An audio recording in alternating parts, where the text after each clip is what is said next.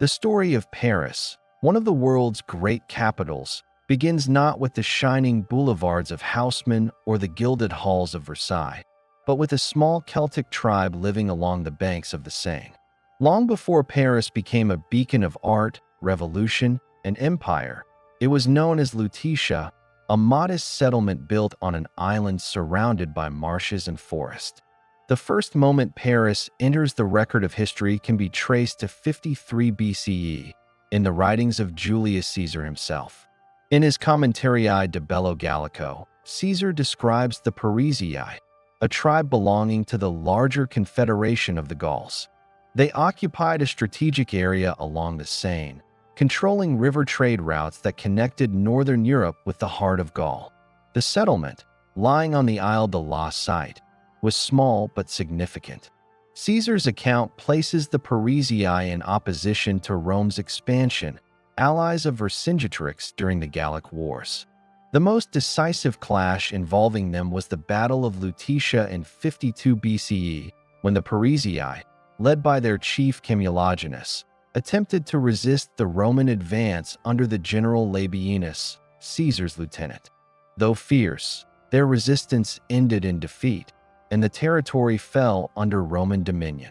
With that, the fate of Paris as part of the Roman world was sealed. By the early 1st century CE, Lutetia had grown into a recognizable Roman town.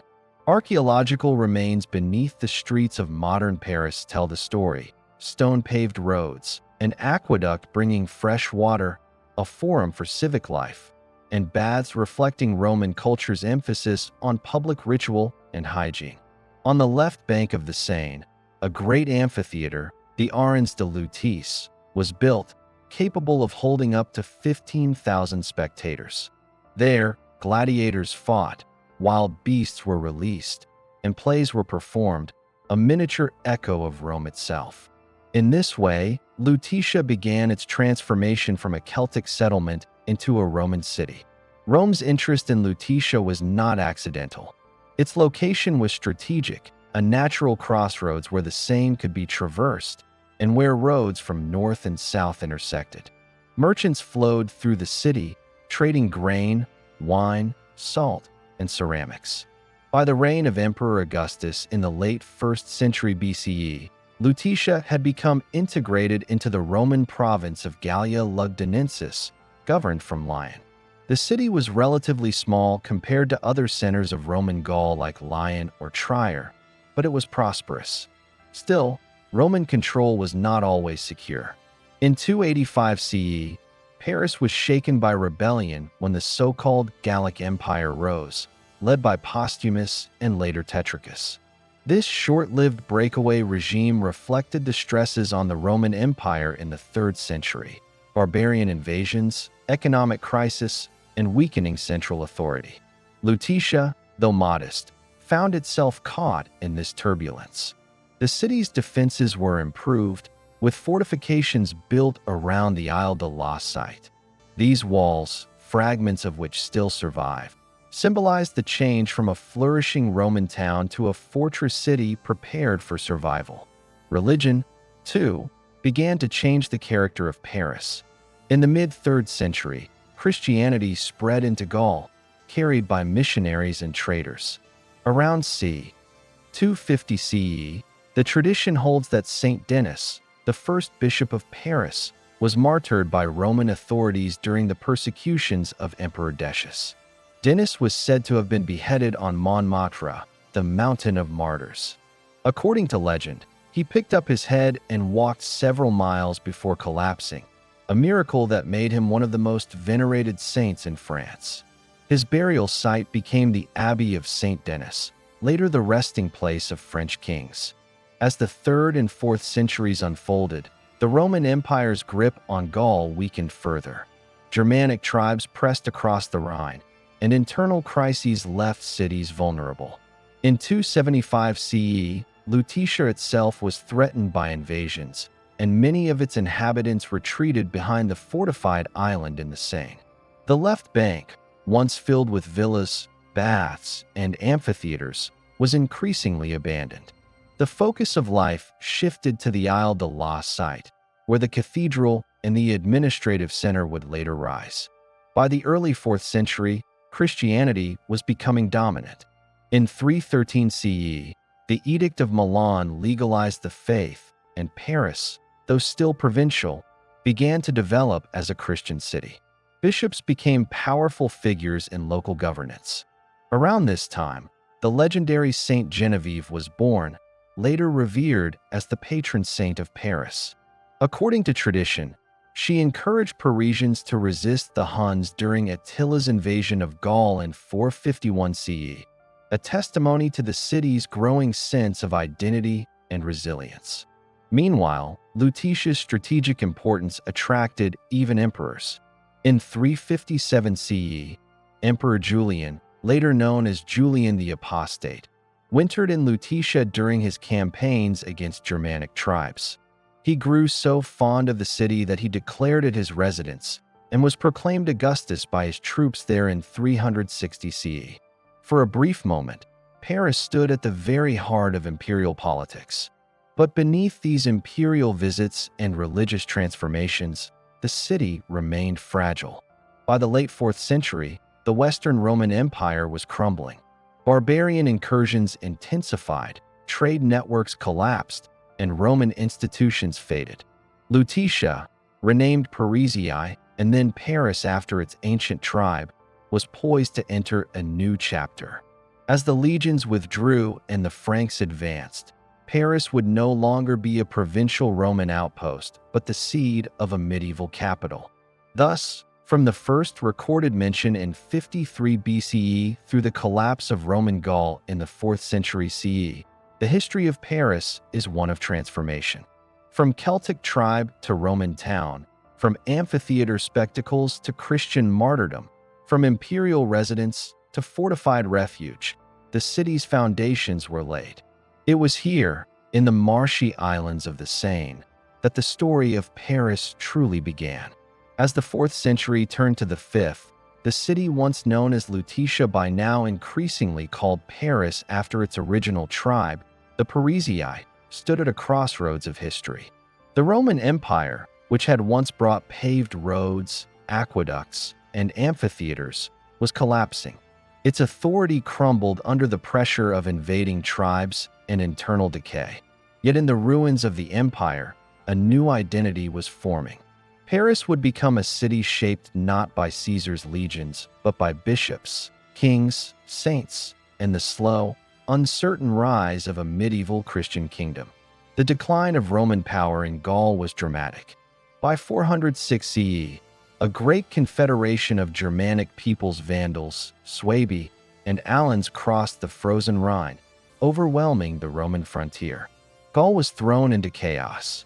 Paris, fortified on its island in the Seine, survived these storms but grew more insular. The grand Roman baths and villas on the left bank fell into disuse, their stones repurposed for walls and churches. The city's heart retreated to the Isle de la site, where its future would be forged. It was in this moment of transition that Paris found its patron saint.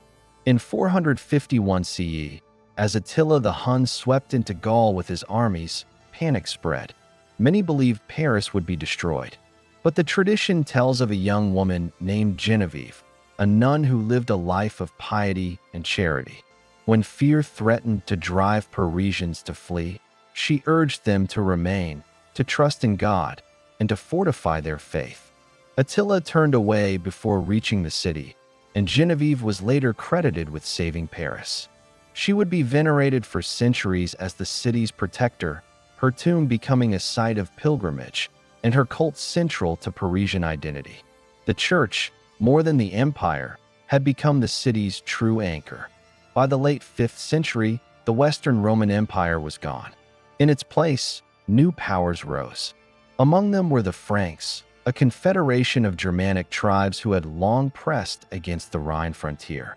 In 486 CE, their leader Clovis I defeated the last Roman general in Gaul, Syagrius, at the Battle of Soissons. With this victory, Roman Gaul was finished and the Merovingian dynasty began. Only a few years later, Clovis made Paris his capital. The choice was significant. Paris, located on the Seine at the crossroads of northern Gaul, was defensible, centrally placed, and imbued with a growing Christian aura. When Clovis converted to Christianity around 496 CE, baptized in Reims after his victory over the Alemanni, Paris became not only the political but also the spiritual heart of his kingdom. Unlike other Germanic rulers who embraced Arian Christianity, Clovis aligned with Roman Catholicism, earning the support of the Gallic clergy and population. This decision would have profound consequences for France's future, binding the monarchy and the church in a centuries-long alliance.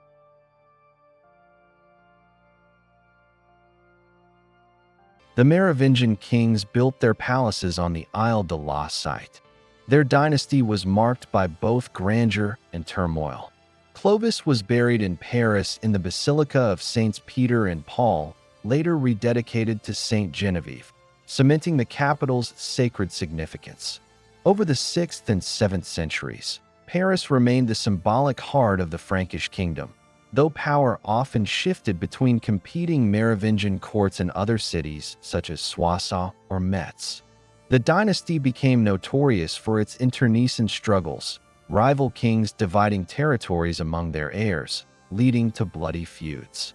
Yet through this turbulence, Paris retained a central identity, both as a holy city and as the burial place of kings. By the 7th century, monasteries flourished in Paris. The Abbey of Saint-Germain-des-Prés, founded in the 6th century by King Childebert I, grew into a major religious and intellectual center. Monastic scribes preserved classical texts while shaping the theology of the medieval world. Alongside them, the bishops of Paris wielded immense influence, balancing royal authority with ecclesiastical power. Christianity reshaped the city's landscape. Churches rose where Roman temples once stood, while the cult of saints attracted pilgrims.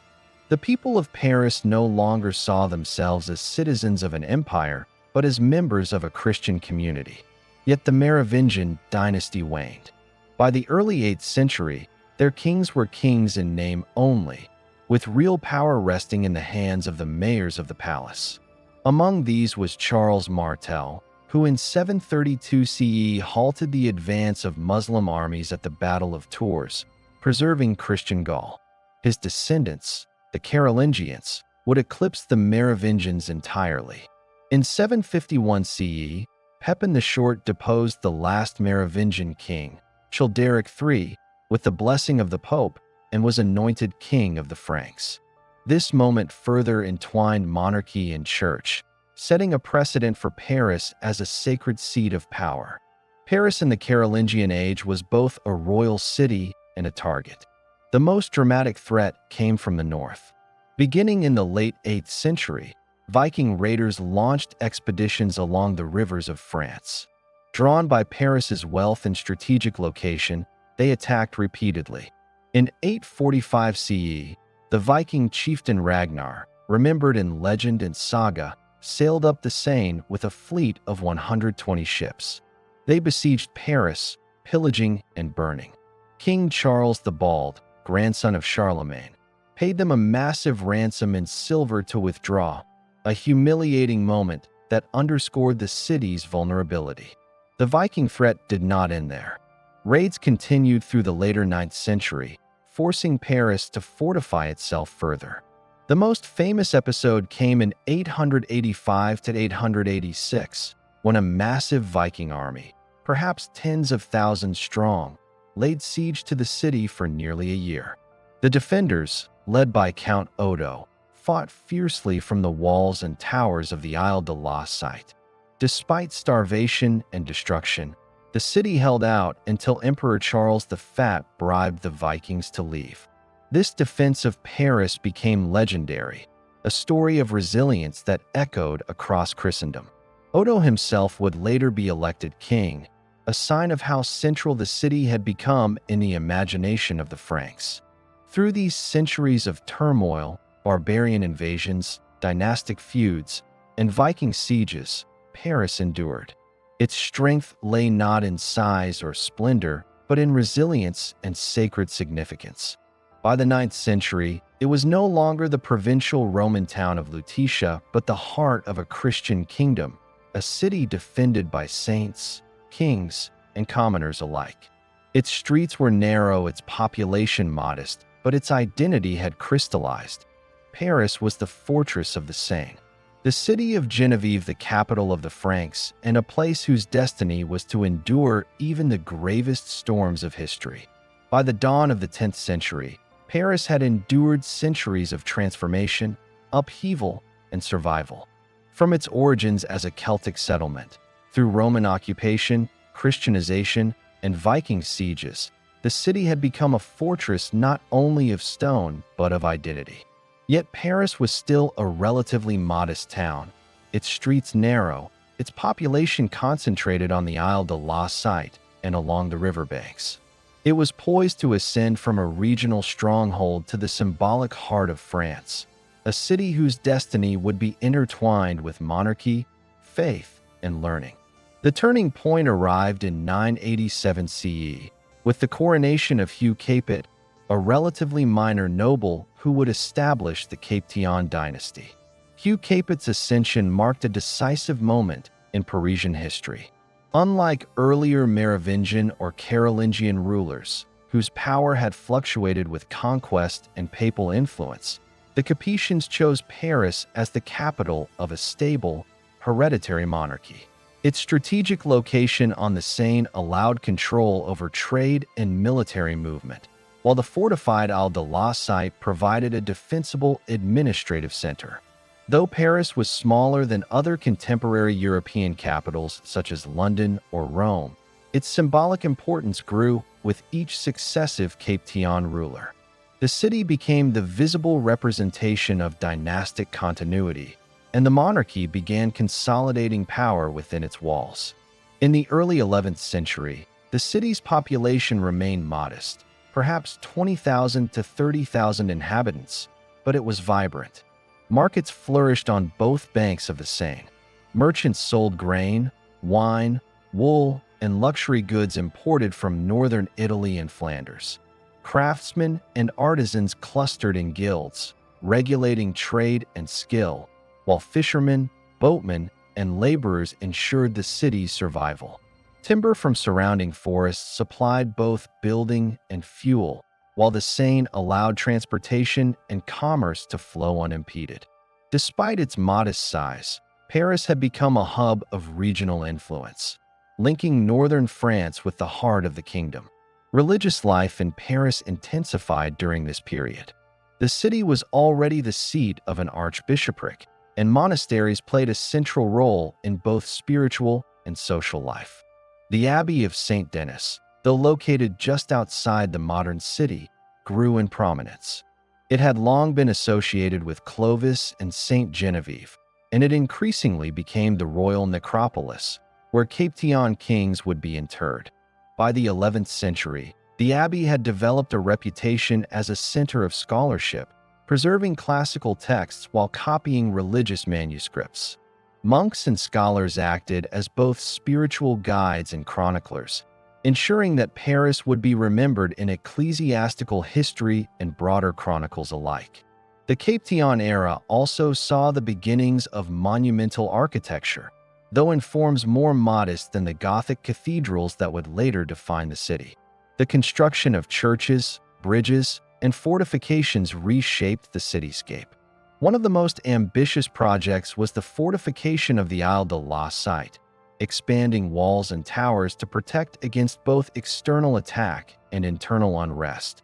These early medieval fortifications laid the groundwork for the city's evolution into a powerful medieval urban center.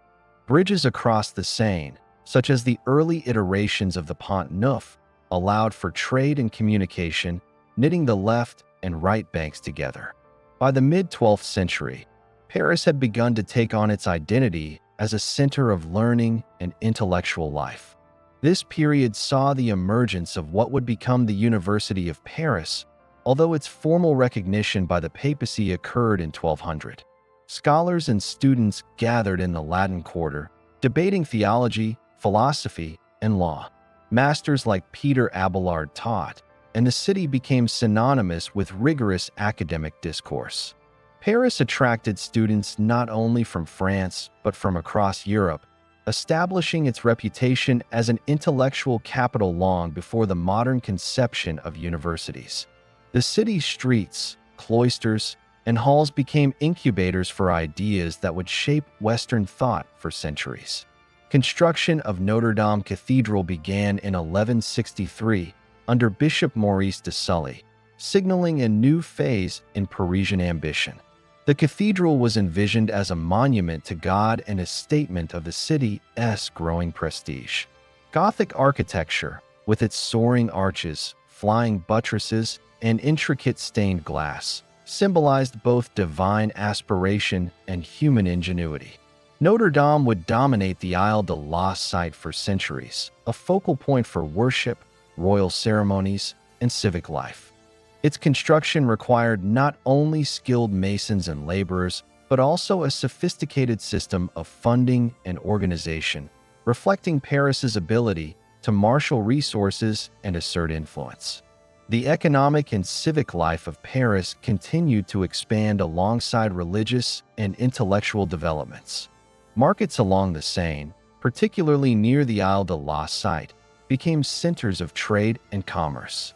Merchants formed guilds to regulate quality and prices, while artisans' workshops produced textiles, metalwork, and manuscripts. Paris became renowned for its luxury goods, fine cloth, jewelry, and illuminated manuscripts, and these products circulated across France and beyond.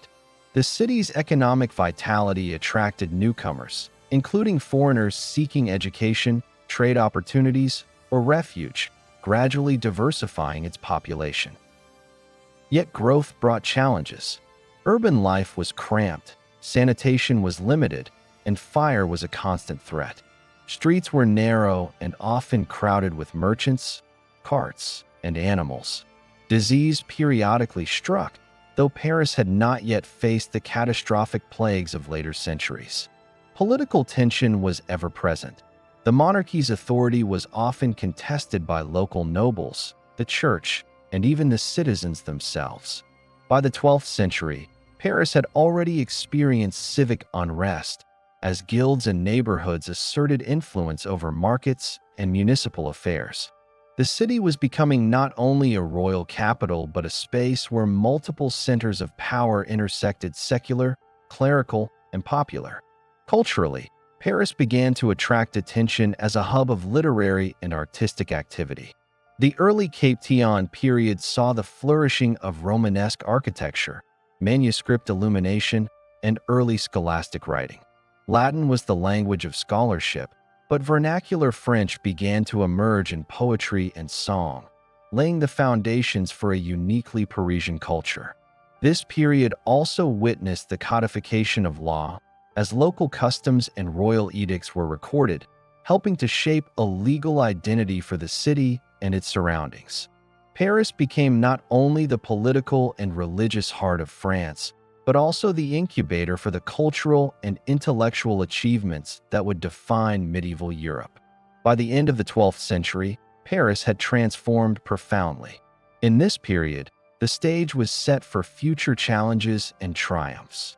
Population growth, urban expansion, religious devotion, intellectual ferment, and political consolidation. The foundations laid by the Capetians, by the church, and by Parisian citizens themselves would allow the city to survive wars, sieges, revolutions, and occupation in centuries to come. From the 10th to the 12th century, Paris emerged as a city capable of shaping not only the destiny of France, but the cultural and intellectual currents of Europe. Its transformation was as much about ideas and faith as it was about stone and timber, and this interplay of human endeavor and divine aspiration would define the character of Paris for generations. By the 13th century, Paris had grown beyond the modest medieval city it had been under the early Capetians. Its population had swelled to nearly 200,000, making it the largest urban center in Europe at the time. Paris was no longer just a royal stronghold on the Seine. It had become a true metropolis, a confluence of commerce, learning, religion, and political power. Its streets were alive with merchants and craftsmen, students and scholars, pilgrims and travelers, all navigating the narrow alleys, bustling markets, and the bridges that spanned the Seine. The Capetian dynasty, now firmly entrenched, consolidated royal authority from Paris. King Philip II Augustus, who reigned from 1180 to 1223, was instrumental in shaping the city's physical and administrative landscape. He expanded the city walls to include the left bank, protecting new neighborhoods and allowing for greater urban development. Philip II also began the construction of the Louvre fortress in 1190, originally intended as a defensive stronghold against English incursions, a symbol of royal power that would later evolve into the iconic palace and museum we know today. Under his reign, Paris increasingly became both the administrative and symbolic heart of France. Religious devotion permeated every aspect of Parisian life. The city was dotted with churches, abbeys, and chapels, and faith guided both the rulers and the populace. One of the most extraordinary achievements of this period was the construction of Sainte-Chapelle, commissioned by King Louis IX, St. Louis, in 1248 to house the crown of thorns and other sacred relics acquired from Constantinople. This masterpiece of Gothic architecture was remarkable not just for its physical beauty, but for what it represented: Paris as a spiritual as well as a political center. Its soaring stained glass windows, which filled the chapel with ethereal light, symbolized the divine legitimacy of the monarchy and the centrality of faith in urban life. Education and scholarship flourished alongside religious devotion. The University of Paris, which had emerged in the 12th century, gained formal recognition and reached its prominence by the 13th century. It became a magnet for intellectual activity across Europe. Scholars like Thomas Aquinas and Albertus Magnus lectured on philosophy and theology, debating Aristotle, the Church Fathers, and emerging scholastic ideas. Latin was the language of scholarship, and students from all over Christendom came to Paris to study. The Latin Quarter became synonymous with intellectual inquiry, housing schools, libraries, and lodgings for students and masters alike. Paris was shaping the minds that would influence Europe for centuries, and the city itself became a living classroom. The commercial vitality of Paris in this era was astonishing. The city's markets, particularly Les Halles, supplied goods from across France and beyond. Grain, wine, salt, cloth, and luxury items flowed along the Seine, and merchants formed guilds to regulate trade and maintain standards. Craftsmanship was highly specialized, with artisans producing everything from manuscript illuminations to intricate metalwork and textiles. Parisian cloth, especially the fine wools and silks, was prized across Europe, giving the city a reputation not only as a political and religious hub, but also as a center of economic power. The riverside quays bustled with activity, boats loaded with cargo arriving from the Loire, Normandy, and the Low Countries. Yet life in Paris was not without peril. The dense urban environment, while fostering trade and learning, also made the city vulnerable to fire, disease, and social unrest. Narrow streets lined with timber-framed houses, overcrowding, and poor sanitation created conditions where plague and famine could spread rapidly. It was precisely this vulnerability that would become tragically evident in the 14th century with the arrival of the Black Death. Before catastrophe struck, Paris continued to thrive as a political and cultural hub. Festivals, processions, and markets punctuated the rhythms of the city, while the monarchy used architecture, ceremonies, and patronage to assert authority and display prestige. The construction of the Notre-Dame Cathedral, ongoing since the 12th century, reached new heights in this era, serving as both a house of worship and a stage for royal ceremonies, marriages, and coronations. Pilgrims, merchants, and citizens alike flocked to the cathedral, reinforcing Paris's reputation as a city at the intersection of the sacred and the civic. However, The city's prosperity made it a target in the complex politics of medieval Europe. The Hundred Years' War was still a few decades away, but tensions between France and England were simmering, and internal conflicts occasionally erupted. Citizens were aware that their city, though fortified, remained vulnerable to sieges, plunder, and rebellion. The Capetians worked to strengthen their control, relying on loyal nobles, strategic marriages, and the authority of the church to maintain stability. Yet even the monarchy could not shield Paris from the forces of nature and disease. In 1348, the Black Death arrived in Europe, devastating cities and countryside alike. Paris was not spared. Contemporary chroniclers describe streets littered with the dead, families decimated, and the social fabric fraying under the strain of mortality and fear. Tens of thousands of Parisians perished, though exact numbers are impossible to verify. The epidemic disrupted trade, halted construction projects, and created waves of social and economic instability. Survivors were forced to confront the fragility of urban life, the impermanence of wealth, and the centrality of faith in a world shaken to its core. The city's governance adapted in response to these pressures.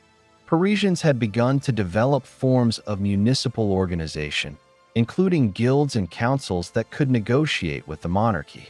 The University of Paris also played a role in advising on matters of law, medicine, and theology, though its influence was limited by social hierarchies and the realities of everyday survival. Despite calamities, Paris endured its fortifications, institutions, and faith, providing the continuity that allowed it to emerge from each crisis with a renewed sense of identity.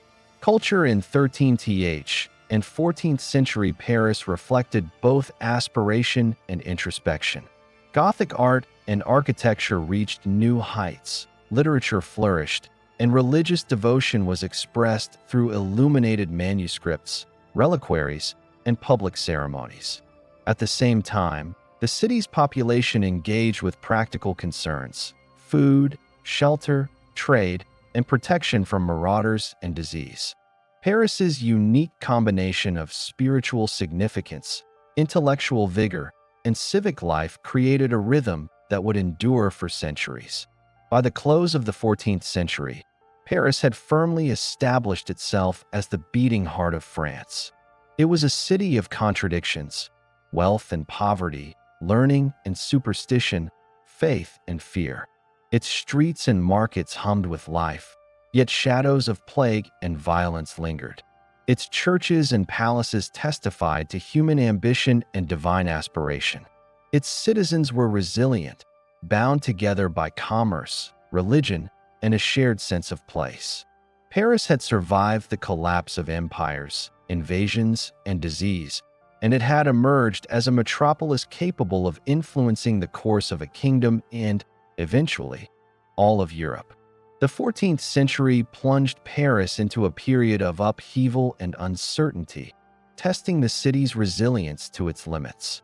Though Paris had emerged in the previous century as the political, religious, and intellectual heart of France, it now faced crises that would challenge every aspect of urban life: war, famine, social unrest, and the scourge of disease. The city's streets, which had once thrived with commerce, scholarship, and ceremony, became sites of fear, survival, and defiance, shaping the character of Paris for centuries to come. The Hundred Years' War between France and England, which began in 1337, cast a long shadow over Paris.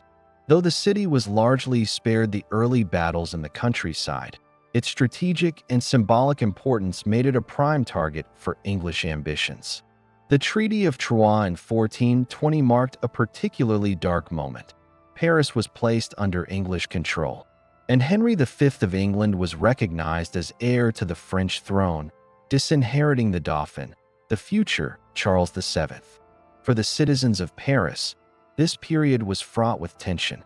Loyalty to the French crown was complicated by the presence of English garrisons, administrative changes, and the daily reality of occupation. taxes and requisitions placed immense strain on the city's populace, highlighting the intersection of warfare and civic vulnerability. Even before the English occupation, the mid-14th century had witnessed the devastating arrival of the Black Death in 1348. Paris, with its dense urban population and limited sanitation, was severely affected. Contemporary accounts describe streets empty of children and merchants, houses abandoned, and cemeteries overflowing. Estimates suggest that the plague may have killed a third to half of Paris's inhabitants. Entire neighborhoods were depopulated, creating labor shortages that would reshape the social and economic structures of the city. Survivors were forced to contend with fear, grief, and uncertainty, while civic and religious institutions struggled to maintain order and faith in the face of unprecedented mortality. Amidst plague and war, social tension simmered. The Jacquerie of 1358, though primarily centered in northern France, reflected the unrest of peasants and urban laborers who bore the brunt of economic strain. Paris itself saw intermittent uprisings, strikes, and riots over bread shortages, taxes, and the inequities of feudal rule. The city's government, consisting of royal appointees, guild representatives, and clergy, was forced to negotiate constantly with citizens whose survival depended on the stability of markets and the availability of food. The streets of Paris were both vibrant with life and charged with the potential for rebellion. The tide began to turn with the emergence of Joan of Arc, whose campaigns in the early 15th century reinvigorated French resistance against the English. Though she never lived in Paris itself, her victories culminated in the lifting of English influence over key regions, creating momentum that would eventually restore the French monarchy to its capital. In 1436, Paris was finally reclaimed for the French crown under Charles VII. The return of French control was celebrated, but the city had endured nearly 2 decades of foreign occupation, famine, and economic disruption. The physical and psychological scars of war were evident in depopulated streets, shuttered markets, and the cautious demeanor of citizens who had lived under foreign rule. Beyond warfare and plague, Paris faced recurring threats of famine. The agricultural systems feeding the city were vulnerable to climate fluctuations, poor harvests, and the disruption of trade during periods of conflict. Bread riots became a recurrent feature of urban life, with citizens demanding sustenance and justice from local authorities. These crises often coincided with political unrest, creating volatile environments in which the balance between civic order and popular action was constantly tested. Despite these hardships, Parisians continued to maintain their institutions, religious life, and marketplaces, demonstrating a remarkable capacity for adaptation. The city's infrastructure, although robust, was periodically strained by these overlapping crises. Bridges required maintenance after floods, city walls needed reinforcement, and the fortifications of the Isle de la site were continually upgraded to withstand potential sieges. Nobles and merchants contributed to these projects, understanding that the city's survival was tied to its ability to defend against both human and environmental threats. In many ways, these improvements reinforced Paris's reputation as a city that could endure a fortress not merely of stone, but of civic and spiritual resilience. Cultural life persisted amidst adversity. Monasteries, abbeys, and the University of Paris continued to operate, even as the plague and war claimed faculty, monks, and students. The intellectual life of the city remained vibrant. Scholars debated theology, law, and philosophy, while artists and artisans produced illuminated manuscripts, religious sculptures, and civic monuments. The Gothic architectural style, which had begun with Notre-Dame and Sainte-Chapelle, continued to evolve, influencing parish churches and civic buildings throughout the city. Parisian culture, though challenged by mortality and scarcity, retained its vibrancy and its role as a beacon of learning and faith. Political tension in Paris was exacerbated by its role as the epicenter of royal authority. The Capetian and Valois monarchs relied on the city for taxation, administration, and ceremonial display. Public spaces, such as the Place de Grève, became arenas for the negotiation of power between rulers and citizens. Executions, proclamations, and celebrations occurred in these spaces, reinforcing the monarchy's presence while reminding citizens of both privileges and obligations. Civic life was thus inseparable from royal authority, even as ordinary Parisians sought ways to assert influence over markets, guilds, and urban governance. Religion continued to shape Parisian identity profoundly. Churches, abbeys, and chapels served not only as places of worship, but as centers of charity, education, and community cohesion.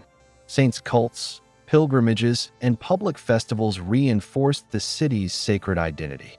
The Abbey of Saint Denis remained a site of royal burial and spiritual authority, while parish churches across the city provided spaces for local devotion and social organization.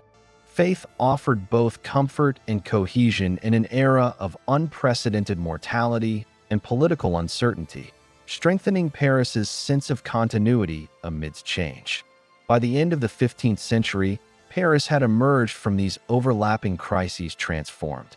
Its population, though reduced by plague and war, had begun to recover, and the city's infrastructure and institutions were stronger for having endured the challenges. Paris had solidified its role as the capital of France, a center of royal power, intellectual life, commerce, and religious devotion. Its citizens had experienced famine, occupation, and rebellion, yet they had contributed to a collective resilience that would define the city in subsequent centuries. The siege, occupation, plague, and rebellion of the 14th and early 15th centuries left an indelible mark on Paris. The memory of Joan of Arc, the courage of Count Odo centuries earlier, and the survival of civic and religious institutions all contributed to a narrative of endurance. Paris had proven that it could withstand the most severe tests of war, disease, and social upheaval. These centuries, fraught with suffering and uncertainty, laid the groundwork for the flourishing of Parisian life in the Renaissance and beyond. In essence, the 14th and 15th centuries forged Paris into a city of resilience and identity. The experiences of war, plague, and rebellion are intertwined with civic pride, religious devotion, and cultural ambition. Citizens, scholars, clergy, and monarchs collectively shaped a city capable of surviving and thriving despite adversity. Paris was no longer merely a geographic location on the Seine. It was a symbol of endurance, a repository of learning and faith, and the beating heart of a kingdom that would continue to influence Europe for centuries. The 16th century brought a new kind of turbulence to Paris, one rooted not in foreign invasion or plague, but in faith itself. Europe was convulsed by the Reformation, and France was no exception. While Paris had long been a bastion of Catholic authority, it now found itself at the center of religious strife that would shape the city's social, political, and cultural life for decades. The conflicts of this era were deeply intertwined with questions of governance, loyalty, and identity, demonstrating how faith could unite a kingdom or rend it apart. The century began with the slow but steady spread of Protestant ideas across France. Reformers such as John Calvin and the Huguenots, French-speaking Protestants, challenged the doctrines, rituals, and hierarchy of the Catholic Church. By the mid-16th century, Huguenot communities had established themselves in various regions of France, including Paris, though the city remained overwhelmingly Catholic. The presence of a dissenting religious minority within the capital created tension in both civic and royal administration, as authorities struggled to maintain order and assert orthodoxy while contending with competing claims to spiritual authority. Paris, as the symbolic heart of the French monarchy, became a natural stage for confrontation.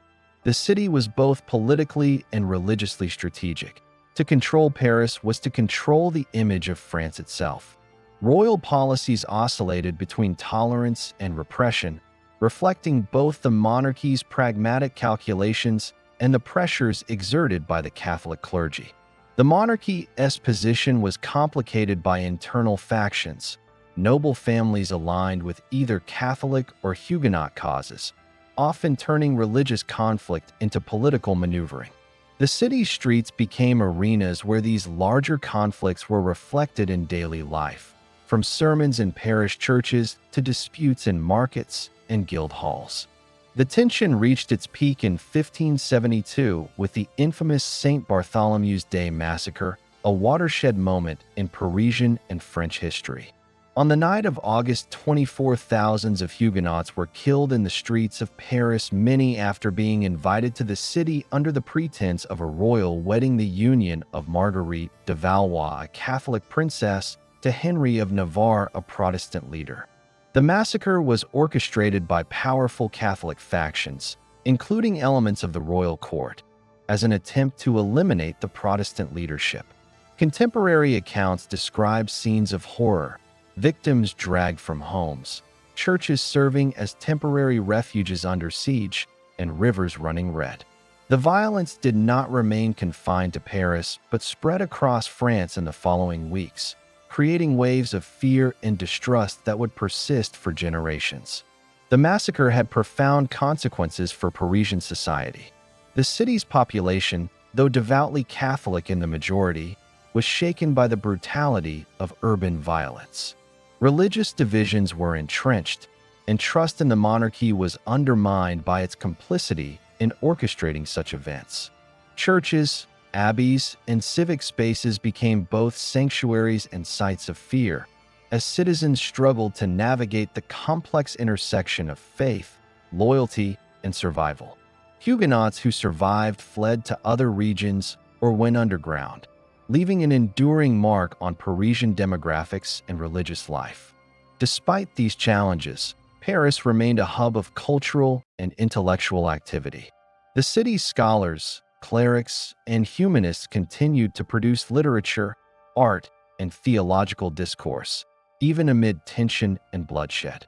The University of Paris, though disrupted by political and religious unrest, remained a center of scholastic learning. The faculties of theology debated not only traditional Catholic doctrine, but also the implications of Protestant reform, influencing the broader intellectual landscape of France and Europe. Parisian printers began to circulate religious texts, pamphlets, and treatises, contributing to the growing circulation of ideas and the polarization of opinion. Urban life in 16th-century Paris was shaped by the dual realities of growth and tension. Population estimates suggest that the city had approximately 200,000 to 250,000 inhabitants, making it one of Europe's largest cities. Guilds and markets continued to thrive, though they were periodically disrupted by violence or the imposition of royal edicts. Craftsmen, merchants, and artisans maintained the city's economic vitality, producing textiles, metalwork, and other goods that were sought across Europe. Parisian life combined the rhythms of labor, worship, and study, reflecting both continuity with the past and adaptation to contemporary pressures. The monarchy's efforts to control Paris were both administrative and symbolic. Royal residences, such as the Louvre, were fortified not only against foreign enemies, but also against the possibility of internal rebellion. Ceremonial processions, religious observances, and public demonstrations of power were carefully orchestrated to assert the authority of the crown. Yet even as these displays reinforced royal dominance, they could not entirely suppress the tensions arising from religious diversity, economic pressure, and social unrest. Paris was a city where the balance of power was constantly negotiated, where loyalty and dissent intersected in complex ways. Religious architecture continued to evolve during this period, reflecting both aspiration and conflict. Gothic cathedrals, such as Notre-Dame, remained central to civic and religious life, hosting services, processions, and royal ceremonies. New chapels and parish churches were built, often funded by guilds, wealthy citizens, or the monarchy itself. The decoration and embellishment of these sacred spaces reflected not only devotion, but also competition for prestige and influence among different factions. Stained glass, sculpture, and illuminated manuscripts served as instruments of both piety and political expression, demonstrating the intricate interplay between faith and power. The tensions of the 16th century also accelerated the development of civic institutions. Parisian authorities increasingly relied on a combination of guilds, city councils, and royal oversight to manage markets, enforce law, and maintain order. These institutions became arenas for negotiation between citizens, clergy, and the monarchy, shaping the governance of the city in ways that would have lasting effects. While conflict was often violent, it also fostered mechanisms for civic participation and negotiation that contributed to the resilience of Parisian society. By the late 16th century, Paris had emerged from cycles of violence and upheaval with a deeper sense of its identity. The city remained the political, religious, and cultural heart of France, even as it grappled with the consequences of civil strife. Faith, once a source of unity, had become a dividing force, shaping the urban landscape, social interactions, and political structures. The legacy of events like the St. Bartholomew's Day massacre would endure in memory, literature, and civic consciousness, a reminder of the stakes of religious conflict and the capacity of the city to survive extreme adversity. Ultimately, 16th century Paris was a city defined by contradiction and resilience. It was at once a center of learning and brutality, of artistic achievement and social tension, of royal authority and popular unrest.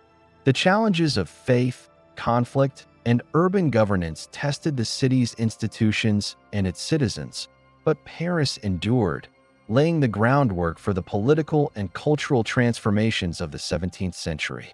Its streets, churches, and markets bore witness to both human ambition and human frailty, shaping a metropolis capable of navigating the complex interplay of power, belief, and society. Paris's experience in the 16th century illustrates a broader lesson about urban history. Cities are not merely static spaces, but living entities shaped by faith, conflict, commerce, and culture. Paris navigated the pressures of religious division, political rivalry, and civic necessity to emerge stronger, more complex, and more influential than before. By the end of the century, the city had survived massacre, dissent, and turmoil, consolidating its position as a resilient, enduring capital whose destiny would continue to influence France and Europe for centuries to come. The 17th century transformed Paris into a city of intellect, culture, and courtly display, even as political power gradually migrated beyond its walls. By this time, the city had recovered from the religious turmoil of the previous century, yet the scars of the St. Bartholomew's Day massacre and the wars of religion remained. Paris was no longer merely a medieval metropolis scarred by plagues and sieges. It had become a sophisticated capital at the heart of a kingdom increasingly defined by absolutist rule. Its streets, bridges, and buildings reflected both centuries of historical accumulation and the ambitions of a monarchy intent on demonstrating its dominance. At the center of this transformation were Louis XIII, reigned 1610 to 1643, and his successor Louis XIV, reigned 1643 to 1715, whose reigns redefined royal authority in France. The early 17th century saw the consolidation of power under the crown, aided by ministers like Cardinal Richelieu, who sought to centralize governance and curtail the influence of the nobility. Paris remained the administrative and symbolic hub of this centralization. The Louvre and the Tuileries Palace were expanded, not only as royal residences, but also as spaces of bureaucratic and ceremonial authority. Parisian streets and squares were organized to facilitate both military control and public display, reinforcing the monarchy's presence. While political authority was centralized in Paris, Louis XIV's eventual relocation of the royal court to Versailles in 1682 marked a subtle shift.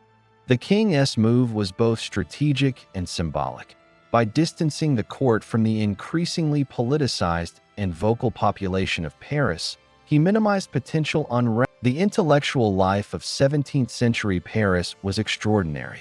The city was home to institutions such as the Académie Française, founded in 1635 by Cardinal Richelieu, which codified the French language and promoted literary excellence.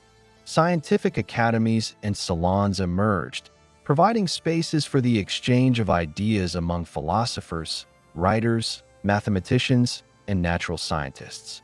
Figures such as René Descartes debated philosophy and mathematics, while others explored advances in medicine, astronomy, and engineering. Salons, often hosted by influential women like Madame de Rambouillet, allowed the elite and the literate bourgeoisie to engage in discourse that would shape European thought. Paris had become the intellectual capital of Europe, where scholarly debate and literary innovation flourished amidst the grandeur of royal authority. Architecture and urban planning in Paris also reflected the interplay between royal power, cultural ambition, and civic necessity. The Pont Neuf, completed in 1607, symbolized both technical achievement and public utility, linking the left and right banks while providing spaces for markets and social interaction. Churches, including expansions to Notre-Dame and the construction of new parish churches, continued to dominate the skyline. Baroque elements began to appear in facades and interior decoration, reflecting the broader European artistic currents. Meanwhile, private mansions, or hotels particuliers, built by wealthy merchants and nobles, transformed the urban landscape, blending residential luxury with civic display. The city was evolving into a sophisticated urban organism, balancing functionality, beauty, and symbolism. Paris's markets, guilds, and commerce remained central to its vitality. The city's population, estimated at around 400,000 by the mid-17th century, relied on a robust network of merchants, artisans, and laborers. Guilds regulated trade, quality, and apprenticeship, ensuring the continuity of skills in textiles, metalwork, printing, and other crafts. Parisian cloth, furniture, and luxury items circulated across France and Europe, reinforcing the city's economic importance. Markets such as Les Halles remained bustling centers of commerce, their organization reflecting centuries of adaptation to population growth and social change. Economic life thrived alongside intellectual and cultural activity, making Paris a multifaceted urban hub. Religion remained deeply embedded in daily life, though its role had shifted. The Catholic Church maintained dominance, serving as both a spiritual authority and a mechanism of social control. Processions, festivals, and ceremonies reinforced civic order while celebrating religious observance. Paradoxically, religion coexisted with the rising influence of secular thought. The salons and academies fostered debate on topics ranging from philosophy to natural science, often questioning traditional authority. Parisian society thus navigated a delicate balance between faith, reason, and power, illustrating the city's complexity and adaptability. Social life in Paris during the 17th century was marked by contrasts. On the one hand, wealth and culture flourished. Theaters, music, and art patronage elevated the city's reputation as a cultural capital. On the other hand, ordinary citizens faced the hardships of urban life: overcrowding, poor sanitation, and vulnerability to periodic outbreaks of disease. Riots and protests were less frequent than in previous centuries, thanks in part to stronger royal oversight, but tension remained beneath the surface. Parisians negotiated daily life amidst the visible symbols of power palaces, churches, and administrative buildings that reminded them of their subjection to both monarchy and elite authority. The 17th century also witnessed Paris's emergence as a hub of printing and publication. Printers and booksellers, concentrated in the Latin Quarter and elsewhere, disseminated works of literature, philosophy, and science to an increasingly literate urban population. The circulation of ideas helped shape public opinion, promote intellectual debate, and foster a sense of civic identity. Pamphlets and treatises occasionally challenged royal policy or ecclesiastical authority, reflecting the tensions inherent in a city where knowledge and power intersected. Paris was becoming not merely a political or cultural capital, but an intellectual engine whose influence extended far beyond its walls. By the end of the century, Paris had firmly established its dual character, a city of monarchy and intellectual life, of ritual and inquiry, of wealth and social inequality. While the physical seat of power had moved to Versailles, the city remained the spiritual, cultural, and scholarly heart of France. Parisians experienced life in all its complexity, navigating the expectations of royal authority, the authority of the church, and the vibrancy of civic and intellectual networks. The interplay of these forces ensured that Paris continued to shape the broader trajectory of French history, influencing politics, culture, and thought across Europe. The century closed with Paris poised for the challenges and transformations of the 18th century. Its streets, markets, and academies had weathered decades of religious conflict, the consolidation of absolutism, and the rise of intellectual and cultural movements. The city's resilience, adaptability, and ambition were evident in every aspect of life, from the grandeur of its palaces to the vibrant debates in its salons and lecture halls. Paris was no longer merely a capital. It was a crucible of ideas, art, and power, ready to confront revolution, war, and social upheaval in the centuries to come. In essence, 17th century Paris was a city of paradoxes. While political power shifted to Versailles, the city maintained its primacy in culture, learning, and urban sophistication. It demonstrated the capacity of urban centers to endure, adapt, and influence the broader trajectory of a nation. The legacy of this century would echo through the streets and institutions of Paris, shaping its identity as a resilient, multifaceted metropolis, capable of navigating the complexities of faith, power, and human ambition. By the late 18th century, Paris had become the beating heart of a kingdom teetering on the edge of monumental change. The city's streets, previously dominated by guilds, scholars, and courtiers, now echoed with the growing discontent of a populace burdened by taxation, inflation, and inequities of privilege.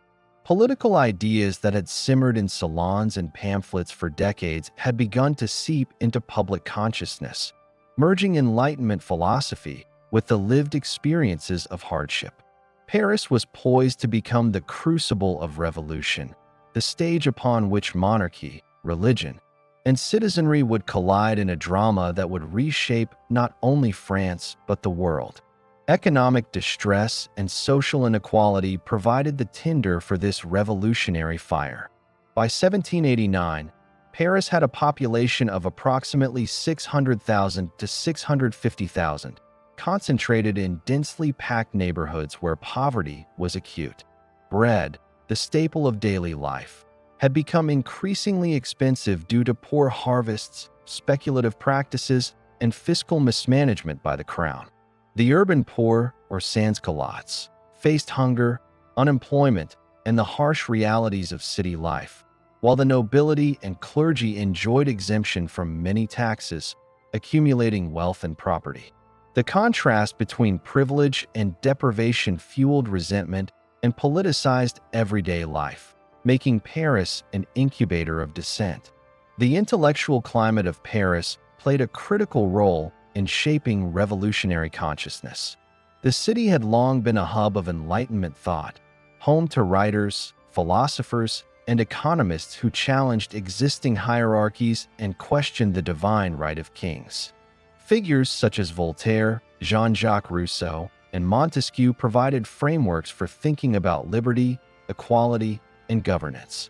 Salons and cafes, particularly in the Latin Quarter and around the Palais Royal, became centers of discussion, debate, and the dissemination of radical ideas. Pamphlets, newspapers, and engravings circulated rapidly, allowing news, opinion, and outrage to move through the city with unprecedented speed. Paris had evolved into a networked space where political ideas were not abstract but immediately relevant to the lived experiences of its inhabitants. The revolutionary moment arrived on July 14, 1789, when Parisians stormed the Bastille, a royal fortress and prison that symbolized monarchical tyranny. The fall of the Bastille marked more than the capture of a building. It signaled the eruption of collective will, the assertion of urban power, and the beginning of a new political era. Crowds of citizens armed themselves, navigated the streets, and seized control of strategic points in the city. The symbolic victory inspired uprisings in surrounding provinces, but it was Paris that became the epicenter, where revolution was conceived, enacted, and celebrated. Once the monarchy was challenged, Paris became a laboratory of political experimentation and radicalization. The National Assembly, formed in the wake of the Estates General, debated constitutional reforms, taxation, and rights, while Parisians engaged directly through clubs, petitions. The revolution soon entered its most violent phase, the Reign of Terror, 1793 to 1794. Under the Committee of Public Safety, led by Maximilien Robespierre, the guillotine became a symbol of revolutionary justice, claiming thousands of lives in the name of political purity and survival.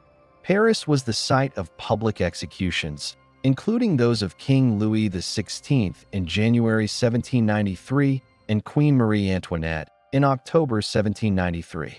Citizens gathered in large numbers to witness these events, the streets pulsating with a mixture of fear, fascination, and political fervor. The architecture and public spaces of the city, from the Place de la Révolution to the Hôtel de Ville, were repurposed as stages for both governance and terror, underscoring the inseparability of urban space and political action. Religious institutions faced radical transformation during this period. Churches were repurposed, desecrated, or closed, reflecting the revolutionary effort to reduce the power of the Catholic Church and implement a secular civic calendar. Notre-Dame and other major churches were stripped of sacred objects, and priests were required to pledge allegiance to the state, creating tensions that reverberated through neighborhoods. Religious festivals were replaced by civic ceremonies celebrating reason, liberty, and the revolution itself. Paris thus became a site of profound ideological struggle, where faith, politics, and urban space intersected in ways that would define the revolutionary era. Even amidst terror and upheaval, Paris's intellectual and cultural life persisted. Writers, artists, and thinkers continued to document events, critique authority, and imagine alternatives to monarchy and hierarchy. Revolutionary art, newspapers, and pamphlets proliferated, shaping both contemporary perception and the historical record. Parisian cafes and salons, though monitored and occasionally suppressed, remained centers for discussion and dissemination of ideas, ensuring that intellectual life adapted to the tumult rather than disappearing entirely. Knowledge production, civic engagement, and artistic expression were thus inseparable from the revolutionary experience. The urban population endured not only political violence, but also economic disruption. Food shortages, inflation, and requisitioning of goods challenged daily survival, prompting further mobilization and occasional unrest. Yet these hardships also fostered a sense of collective identity among Parisians.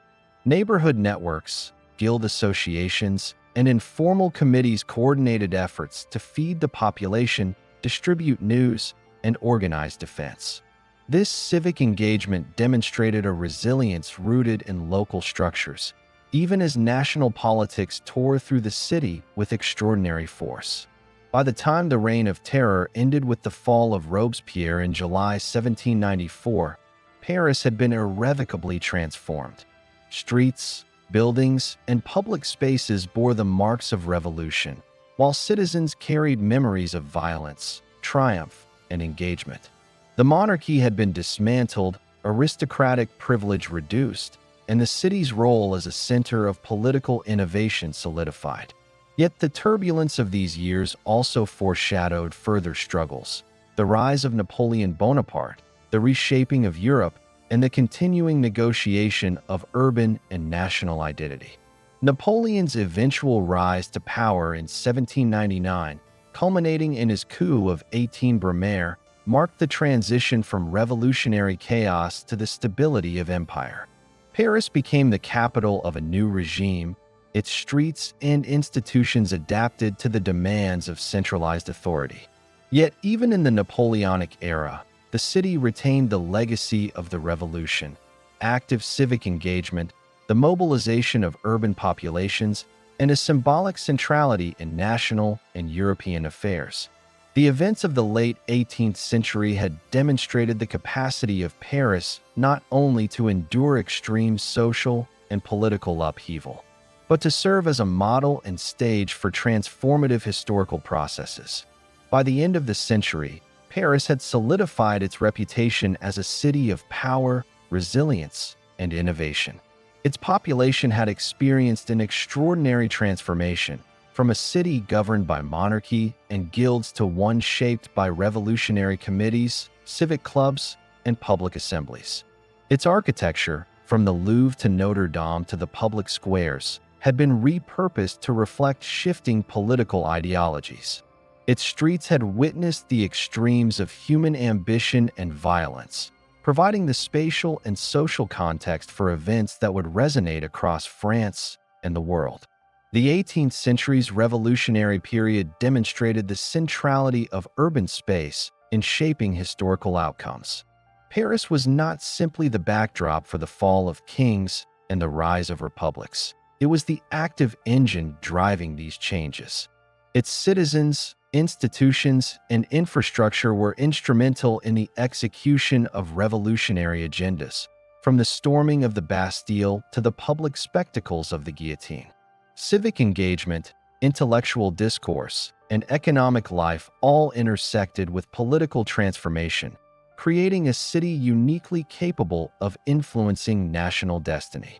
Though revolution brought terror, suffering, and uncertainty, it also affirmed Paris's enduring role as a center of political innovation, intellectual life, and cultural production. The events of 1789 to 1799 reshaped the city in ways that would influence subsequent centuries. Its role as the capital of France, a hub of political thought, and a stage for both civic empowerment and ideological conflict. Paris emerged from the 18th century profoundly transformed, a city where the ideals of liberty, equality, and fraternity would continue to resonate, even as future trials awaited in the 19th century and beyond. The 19th century was a period of profound transformation for Paris, a century in which the city was repeatedly reshaped by war, revolution, political ambition, and urban vision. From the rise of Napoleon Bonaparte to the radical experiments of the Paris Commune, the city experienced cycles of upheaval, reconstruction, and modernization that would permanently alter its streets, social structure, and global identity. For Parisians, the 1800s were a century of extremes: triumph and defeat, opulence and deprivation, innovation and destruction, all intertwining to define the modern metropolis. At the dawn of the century, Napoleon Bonaparte had emerged from the chaos of the late Revolution as a dominant figure. In 1799, with his coup of 18 Brumaire, he established the consulate, followed by the empire in 1804, with Paris as its capital. Napoleon viewed the city not only as a seat of administration, but as a stage for imperial grandeur. Wide boulevards, monumental buildings, and grand squares were conceived as instruments of state power, ceremonial spectacle, and aesthetic impressiveness. The Arc de Triomphe, commissioned in 1806, though not completed until 1836, was designed to celebrate military victories and symbolize national pride. Paris under Napoleon became a theater of authority, where the urban landscape reinforced both political and cultural ambitions. The Napoleonic era also influenced daily life in Paris. Military parades, public celebrations, and festivals orchestrated by the state reinforced loyalty to the regime, while urban planning aimed to regulate the movement of troops and civilians alike. Streets were widened and straightened in key areas to facilitate the display of power and prevent insurrections, a principle that would later be magnified under Baron Haussmann's redesign. Civic institutions, schools, and cultural academies were encouraged and funded by the state, ensuring that Paris was not merely a political capital, but also a hub of intellectual and artistic activity. After Napoleon's defeat in 1815 at Waterloo, Paris entered a period of political flux. The Bourbon monarchy was restored under Louis XVIII, followed by Charles X, creating a conservative backlash against revolutionary and Napoleonic legacies. Yet, even under Restoration, Paris remained a center of political agitation. The July Revolution of 1830, sparked by the king's attempts to curtail civil liberties, brought the ascent of Louis Philippe and the establishment of the July monarchy. Streets like the Boulevard du Temple and the Faubourg Saint-Antoine were arenas for protest, where workers, artisans, and students clashed with royal forces. Paris was alive with political consciousness, demonstrating its capacity to incubate change while testing the resilience of its urban infrastructure. The city's social fabric during this century reflected the contradictions of modernity. Population growth, fueled by rural migration and industrialization, strained housing, sanitation, and services. By the mid-19th century, Paris had over 1 million inhabitants, concentrated in densely packed neighborhoods, often plagued by disease and overcrowding. The rise of industrial workshops, small factories, and artisan guilds created both opportunity and inequality. With wealth, the aftermath of the war gave rise to one of the most radical episodes in Parisian history, the Paris Commune of 1871. For 72 days, Parisian workers, artisans, and citizens established a self-governing commune, implementing progressive measures such as universal suffrage for men, separation of church and state, and worker-managed services. Streets, squares, and municipal buildings became centers of civic experimentation, illustrating the city's capacity for self-organization and revolutionary ambition. The Commune was ultimately crushed by French army forces during the Bloody Week, Semaine Sanglante, in May 1871, leaving tens of thousands dead and much of the city damaged by fires and street fighting. Yet the legacy of the Commune persisted in Parisian memory, influencing future political movements and the city's identity as a space of civic engagement and dissent. Amid political upheaval, Paris underwent an urban metamorphosis under the direction of Baron Georges-Eugène Haussmann. Appointed by Napoleon III in 1853, Haussmann was tasked with modernizing the city to accommodate population growth, improve sanitation, and prevent future insurrections. His redesign transformed Paris's medieval maze of narrow, congested streets into a city of wide boulevards, uniform facades, parks, and grand avenues. Key landmarks, such as the Boulevard Haussmann, the Opera Garnier, and the Champs-Élysées, became defining features of modern Paris. Haussmann's work not only improved urban hygiene and aesthetics, but also facilitated military control by allowing troops to move efficiently through the city in case of rebellion. The Haussmannian transformation was deeply political as well as practical. Slum clearance, reconfiguration of streets, and the creation of monumental public spaces reflected the interplay of urban planning, social control, and imperial ambition. The city's architectural uniformity and grandeur became a symbol of France's modernity, prosperity, and centralization of authority. Yet these changes were not without controversy. Entire neighborhoods were displaced, and lower-income residents were pushed to the outskirts, creating new forms of social stratification. The tension between order, beauty, and social justice would become a defining characteristic of Paris's urban experience. Cultural and intellectual life flourished alongside political and urban transformation. Paris became the epicenter of artistic innovation, scientific discovery, and literary expression. Museums, theaters, and libraries expanded, providing spaces for civic engagement and leisure. Writers and artists documented the city's changing streets, social tensions, and historical events, contributing to a rich body of visual and textual evidence that has shaped modern understanding of 19th-century Paris. Scientific institutions and educational reforms reinforced the city's role as a hub of learning, experimentation, and knowledge dissemination, ensuring that progress was both material and intellectual. By the end of the 19th century, Paris had emerged as a city defined by dualities, revolutionary fervor, and imperial spectacle, historic continuity and modern transformation, social inequality and civic ambition. Its population, infrastructure, and cultural life had all been reshaped by war, revolution, and urban planning. Yet the city's identity as a resilient, influential capital remained intact. Paris's streets bore the imprints of human endeavor and struggle, from the boulevards of housemen to the scars of the Commune, serving as a living record of the city's layered history. The 19th century also solidified Paris's global reputation. Industrialization, cultural production, and urban redesign made the city a model for other European capitals.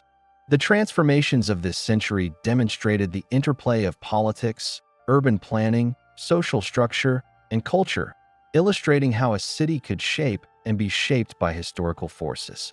Paris became a place where revolution, empire, and modernization converged, leaving a legacy of resilience, creativity, and innovation that would carry into the 20th century. In summary, the 19th century was a period in which Paris repeatedly confronted crisis and opportunity. From Napoleon's imperial vision to the radical experiments of the Commune, from the devastation of war to the sweeping urbanism of housemen, the city was continuously reshaped. Its streets, buildings, and public spaces became both instruments of control and arenas of civic life. Paris endured famine, siege, insurrection, and displacement, yet it emerged as a modern, resilient metropolis, a city prepared to navigate the challenges of industrialization, modernization, and global prominence in the century to follow.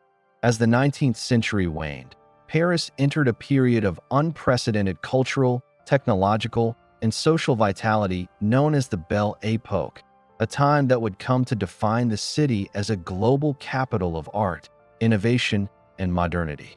Following the upheavals of the Commune, the Franco-Prussian War, and housemen's sweeping urban transformations, Paris emerged not only rebuilt, but also energized by optimism, prosperity, and a desire to assert itself on the world stage.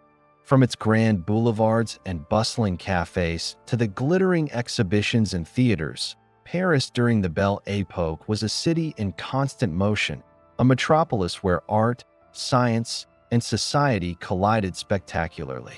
The late 19th century was defined by industrial expansion and urban growth.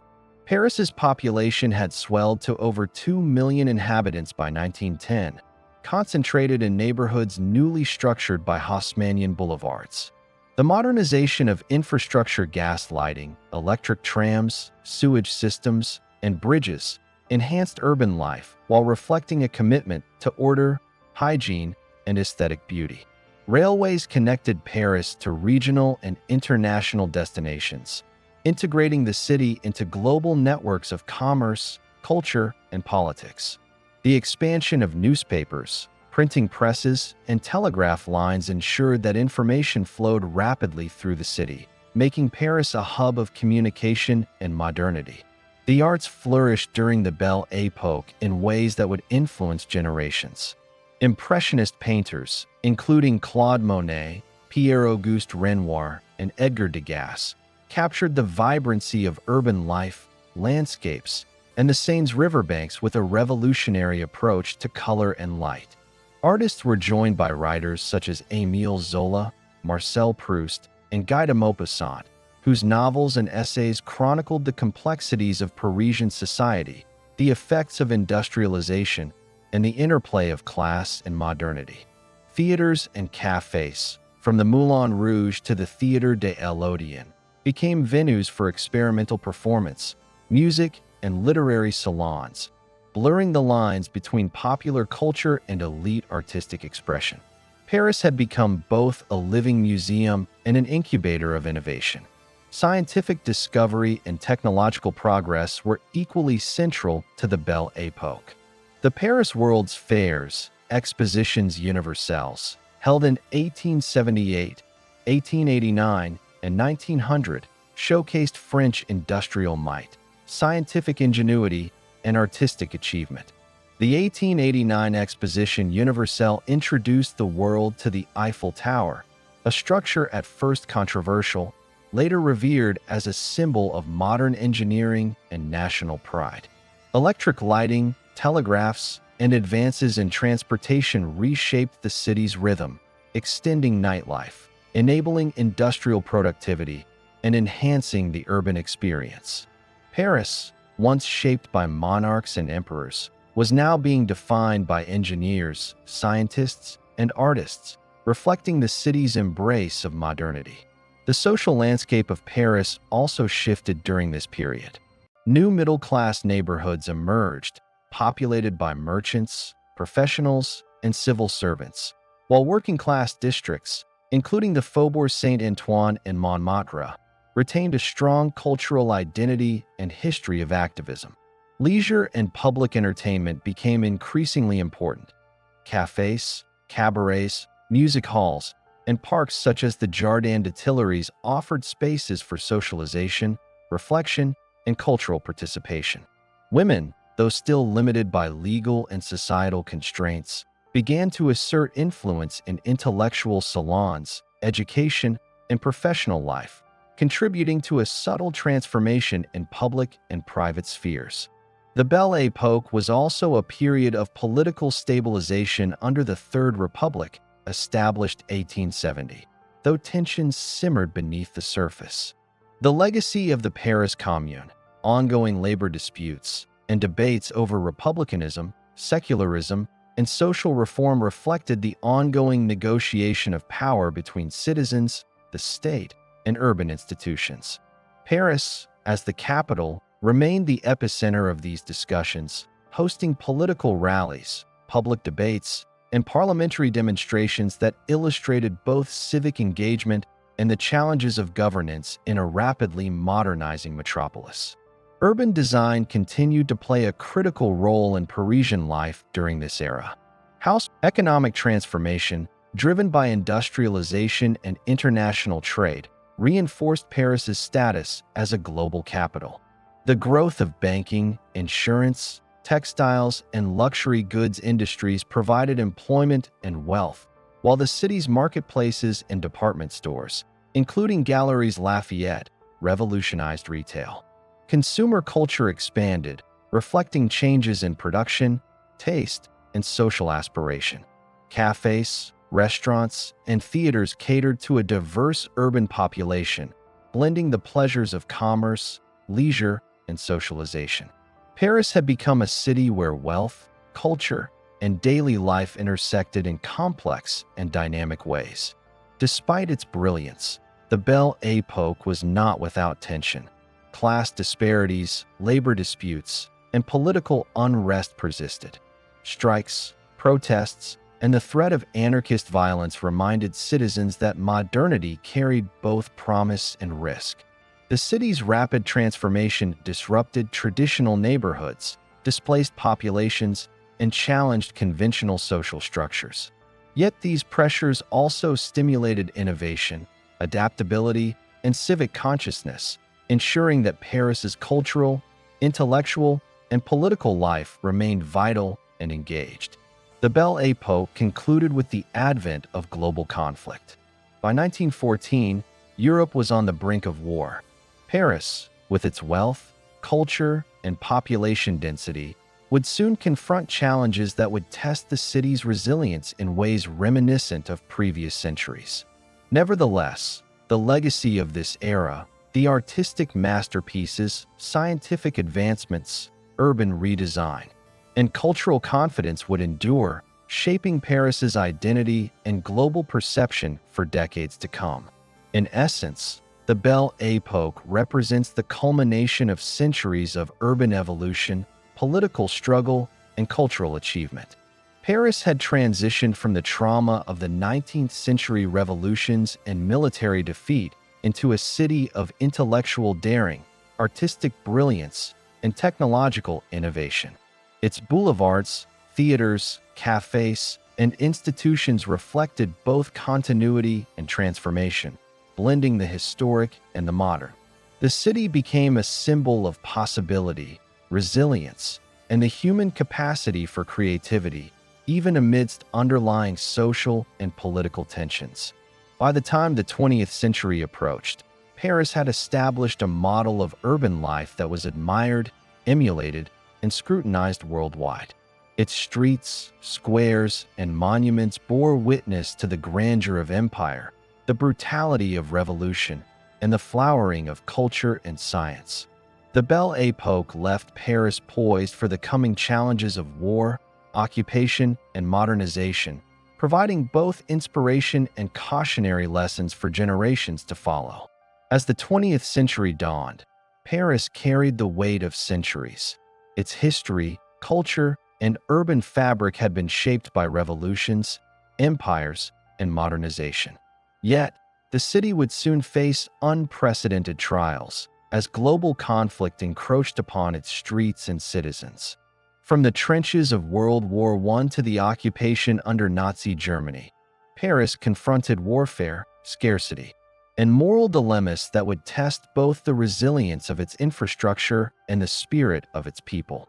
The years 1914 to 1945 were marked by survival, adaptation, and a persistent assertion of identity in the face of existential threat. The outbreak of World War I in July 1914 thrust Paris into a tense strategic environment.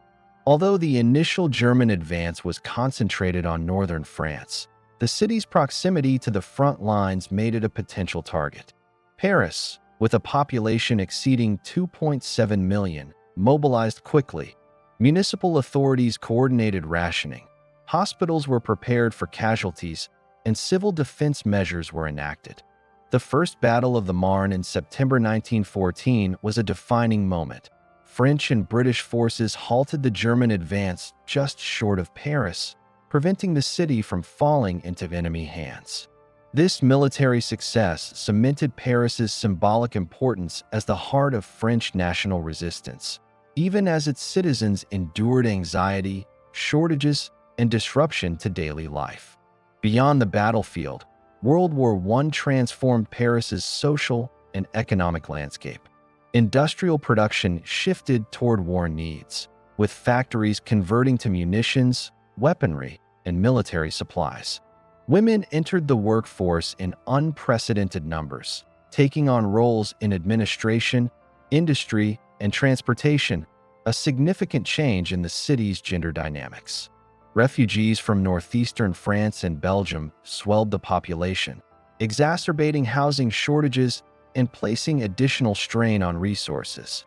Cafes, theaters, and cultural institutions adapted to wartime conditions, providing both distraction and sustenance for morale, illustrating Paris's enduring capacity to maintain cultural life even under duress.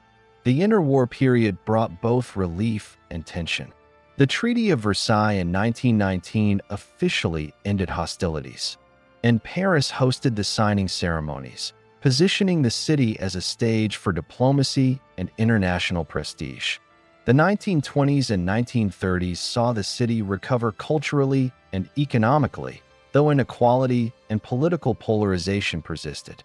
Paris became a hub for avant-garde art, literature, and music. Surrealists, Dadaists, and expatriate writers like Ernest Hemingway and James Joyce contributed to the city's international reputation. Jazz clubs, cafes, and literary salons became centers of experimentation, reflecting both the city's resilience and its capacity to absorb global influences. However, underlying tensions remained, including economic volatility, labor unrest, and the rise of radical political movements that foreshadowed the next conflict. The advent of World War II in 1939 once again placed Paris at the epicenter of global conflict. Following France's defeat by Nazi Germany in June 1940, Paris fell under occupation, a moment marked by both symbolic and practical consequences. The city was declared an open city, sparing it from large-scale destruction but placing it under the administration of German authorities. Streets, government buildings, and cultural institutions were repurposed to serve occupation needs, while German military and political officials imposed curfews, censorship, and control over commerce. For Parisians, the occupation meant navigating scarcity, repression, and daily negotiation between survival and moral choices. Daily life under occupation was marked by shortages, rationing, and surveillance. Food, fuel, and clothing were strictly controlled, creating black markets and informal networks of distribution. Resistance networks, including groups affiliated with the French Resistance and the Free French Forces, operated clandestinely within the city, distributing information, coordinating sabotage, and maintaining morale among the populace. Parisian intellectuals, artists, and ordinary citizens faced difficult ethical choices, whether to collaborate, resist, or remain neutral, decisions that would define individual and collective memory for generations. The city itself became a landscape of secrecy, coded communication, and covert activity, revealing its role as both a physical and symbolic theater of war. Cultural life persisted under occupation, though it was heavily monitored and censored.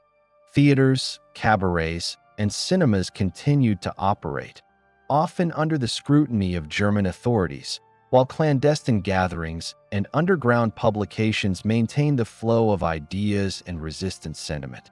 Writers and artists, including members of the Surrealist and Existentialist movements, documented daily life, censorship, and moral ambiguity, creating an enduring record of human resilience in extreme circumstances.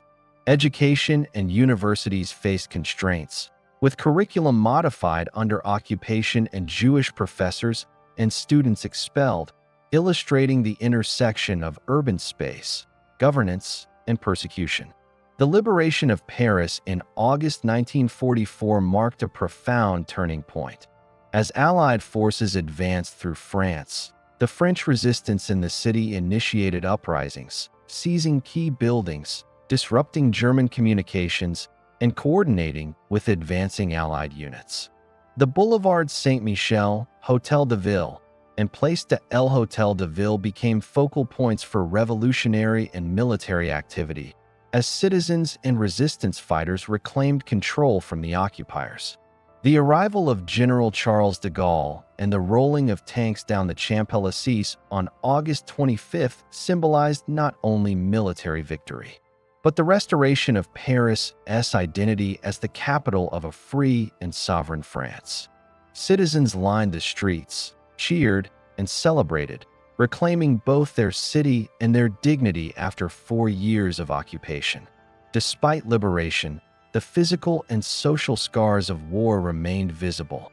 Bridges, railways, and some infrastructure had suffered damage, while the population bore the psychological weight of occupation, collaboration, and loss.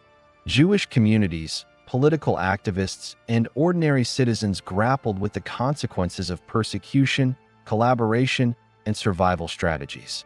The city's post-war administration faced the immense task of reconstruction, reconciliation, and restoring social cohesion, all while Paris navigated its position as a center of international diplomacy and culture in the emerging post-war world. Throughout these decades of conflict, Paris demonstrated a remarkable ability to adapt, survive, and retain cultural prominence. Its architecture, from medieval structures to Haussmannian boulevards, served as by the end of World War II, Paris had reaffirmed its status as a symbol of French endurance, culture, and political centrality. The city had been simultaneously a target, a stage, and an actor. It had witnessed and participated in strategic military operations, social upheaval, and moral and political negotiation. Its streets and institutions bore testimony to survival, innovation, and the enduring interplay between urban space and historical agency.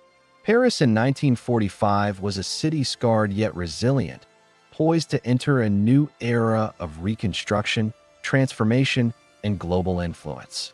The period from 1914 to 1945 highlighted not only the vulnerability of Paris to external forces, but also the capacity of its population to assert agency, maintain cultural life, and engage in political action even under duress. Wars brought destruction, occupation imposed constraint, and scarcity demanded ingenuity. Yet Paris's identity, forged over centuries of conquest, revolution, and urban redesign, provided the foundation for endurance and recovery. The city's infrastructure, social networks, and cultural institutions proved integral to navigating the trials of total war, illustrating the inseparability of historical, spatial, and human factors in the shaping of urban experience. In essence, the wars of the early 20th century reinforced the dual character of Paris, a city vulnerable to global conflict, yet capable of extraordinary resilience and renewal. The legacy of this period would shape post-war reconstruction, the reinvigoration of culture, and the development of Paris as a modern capital capable of confronting new challenges. Its streets, squares, and monuments stood as reminders of both human suffering and the enduring potential for civic, cultural, and national rebirth. The conclusion of World War II in 1945 left Paris as a city scarred by occupation, but brimming with the potential for renewal. The liberation had restored political sovereignty and civic pride, yet the practical realities of reconstruction, social reintegration, and economic revival demanded years of concentrated effort. Paris emerged from the war both humbled and resilient, poised to confront the challenges of a rapidly changing global and domestic environment.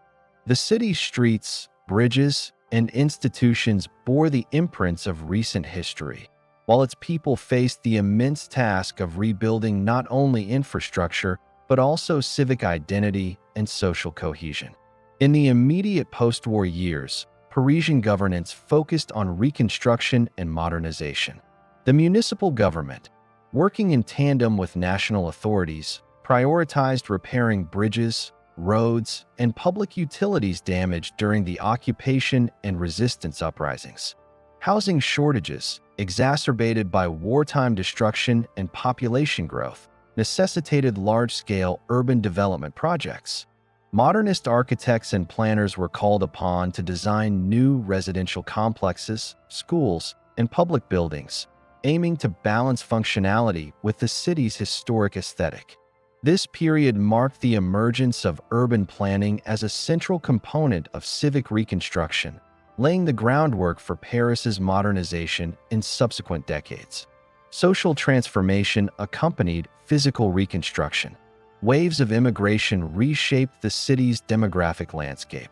France's decolonization and economic needs drew workers from North and Sub-Saharan Africa, the Middle East, and Asia, while European migrants displaced by the war settled in Paris.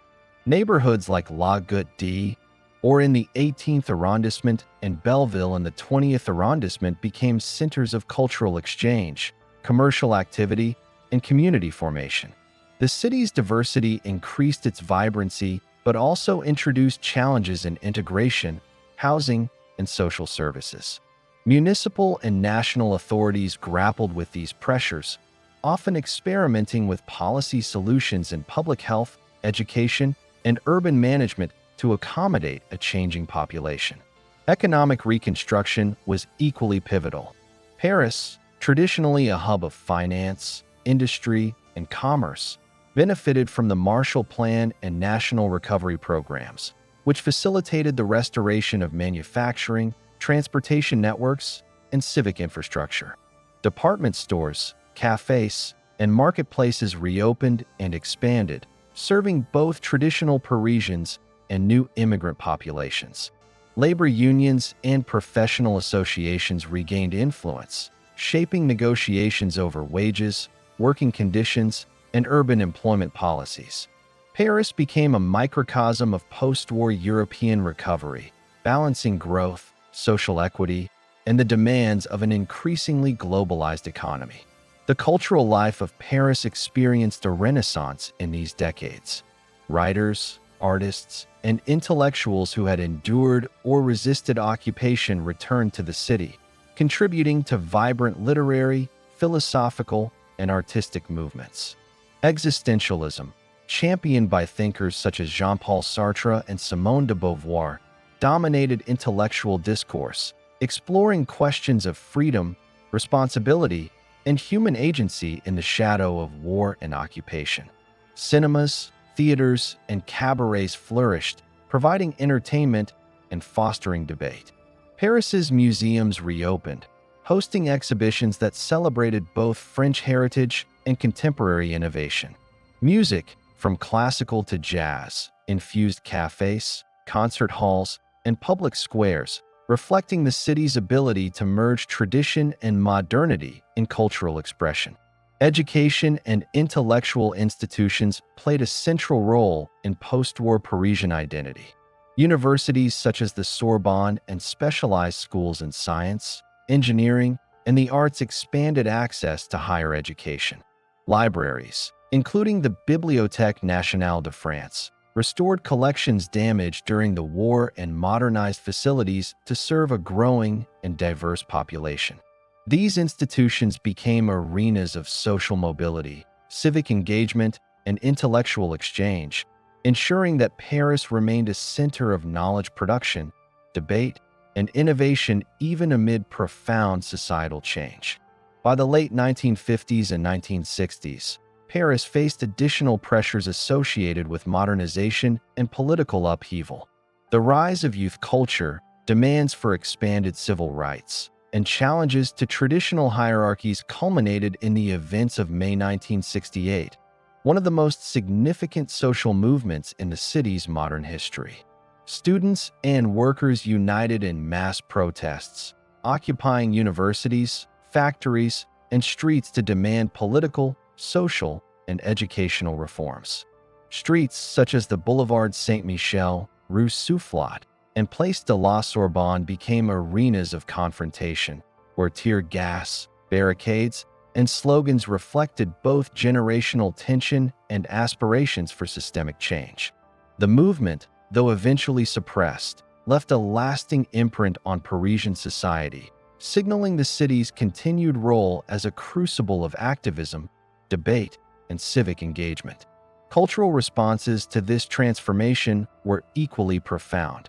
The May 1968 movement inspired literature, visual arts, and performance pieces that reflected the city's social dynamics and historical memory. Artists and writers explored themes of authority, rebellion, and freedom, integrating urban space into their narratives.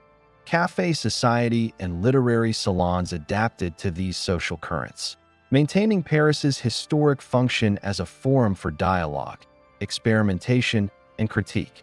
Intellectual life intersected with urban space, demonstrating how Paris's streets, universities, and public squares were simultaneously physical and symbolic stages for historical change. Urban planning and architectural modernization continued in parallel with social transformation. Housing projects, university campuses, and cultural centers were constructed in new districts, reflecting both the city's demographic pressures and the evolving priorities of public policy. Infrastructure investments in transportation, including the Paris metro expansion, bridges, and roads, facilitated mobility while integrating suburban populations into the urban economy. Parks and public spaces, such as Parc de la Villette, began to reflect contemporary ideas about recreation, community engagement, and urban ecology, balancing modernization with aesthetic and functional concerns. The post-war transformation of Paris was inseparable from broader global and national currents. Decolonization, the Cold War, economic globalization, and the rise of mass media all influenced the city's social, cultural, and political development. Paris remained a central node in diplomacy, hosting international organizations, conferences, and cultural exchanges. Its intellectual and artistic life drew global attention, while the city's urban landscape became a model for other European capitals navigating post-war recovery and modernization. The city's dual identity, historic and modern, local and global, was forged during this period, establishing patterns that would endure into the 21st century. By 1968, Paris had emerged from post-war reconstruction and demographic transformation as a city defined by resilience, adaptability, and cultural leadership. Its population had diversified, its infrastructure modernized, and its cultural institutions revitalized. Yet the city's history of activism, intellectual debate, and political engagement remained undiminished. Streets, boulevards, as the 20th century progressed toward its final decades, Paris evolved into a city that balanced historical legacy with modern ambition, establishing itself as a pivotal hub in the global age. The years from the 1970s to the turn of the millennium were marked by architectural innovation, political change, cultural dynamism, and social diversification, shaping a metropolis that was simultaneously rooted in history and responsive to global currents. This period reflected the culmination of centuries of transformation, demonstrating Paris's enduring capacity to adapt to the pressures of modernity while preserving its identity as the capital of France and a global cultural center. The 1970s began with a continuation of post-war recovery and the modernization of urban infrastructure. Paris's municipal authorities, in collaboration with national planners, invested in transportation networks, including extensions of the Paris Metro and RER suburban lines, improving mobility for a rapidly expanding metropolitan population. Public housing projects addressed the persistent demands of urbanization, particularly in suburbs like La Défense, where a new business district emerged as a symbol of economic modernization. The city's skyline began to reflect contemporary architectural trends, balancing modern functionality with respect for historical landmarks. Cultural innovation flourished during these decades. Paris continued to attract artists, writers, and intellectuals from across Europe and the world, maintaining its reputation as a center for creativity.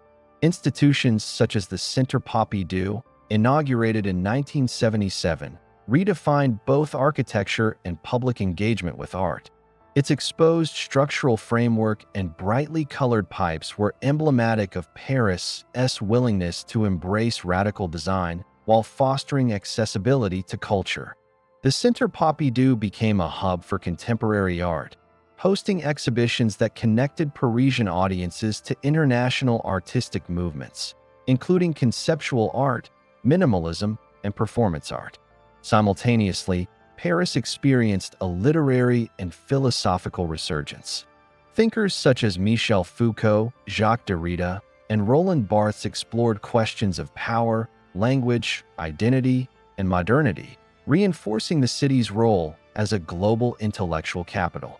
Universities, public lecture series, and literary salons provided forums for critical discussion, linking academic inquiry with urban space. Parisian cafes, long-standing centers of debate, continued to host writers, students, and activists, preserving traditions of civic discourse while accommodating contemporary issues such as post-colonial identity, feminism, and globalization. The late 1980s under President François Mitterrand witnessed ambitious architectural projects that transformed the urban landscape. The Grand Louvre Pyramid, inaugurated in 1989, symbolized a dialogue between historical continuity and modern design, juxtaposing the classical architecture of the Louvre Palace with the stark geometry of a glass and metal structure. Mitterrand's other initiatives, including the Opéra Bastille and the Bibliothèque Nationale de France, cite François Mitterrand, reflected the government's commitment to cultural accessibility, architectural innovation, and the reassertion of Paris as a leading global capital. These projects not only revitalized infrastructure, but also cemented the symbolic role of Paris as a city where history and modernity coexist in dynamic tension. Economic and social transformations accompanied architectural and cultural developments. Paris's position as a global financial and commercial center was reinforced by the development of La Défense, which housed multinational corporations, banking institutions, and media organizations. This period also saw continued suburban growth, as populations migrated beyond the historic city center in search of affordable housing, while public transport connected these communities to the urban core. Immigration remained a defining feature, with communities from North Africa, Sub-Saharan Africa, Southeast Asia, and Europe contributing to the city's multicultural character. These demographic changes influenced education, commerce, cuisine, and urban life, presenting both opportunities and challenges in social integration and urban policy. The city also faced political turbulence and activism. In the 1980s and 1990s, Parisian streets became sites of protest over labor rights, housing policy, and immigration, echoing earlier traditions of civic engagement from the May 1968 movements. Groups of students, workers, and immigrants organized demonstrations, occupying public spaces to demand reforms and recognition. Law enforcement, government authorities, and civic institutions navigated these social tensions, balancing order with the protection of civil liberties. Paris demonstrated the enduring intersection of urban space, politics, and social activism, reflecting the city's historical identity as both a stage and actor in political life. Cultural diversity became increasingly central to Paris's identity during these decades. Festivals, public celebrations, and artistic collaborations celebrated immigrant communities and international exchange, enriching the city's social fabric. Cuisine, fashion, music, and visual arts reflected the blending of local and global influences, illustrating Paris's capacity to incorporate change while maintaining symbolic coherence. Neighborhoods such as Belleville, Chateau Rouge, and the Latin Quarter exemplified this cultural pluralism, offering spaces where tradition, migration, and modernity intersected in daily life. Technological advancement further reshaped urban life. The proliferation of television, telecommunications, and computing altered both public discourse and economic activity. Paris embraced these changes through the modernization. Cultural life in 21st century Paris remained dynamic and globally influential.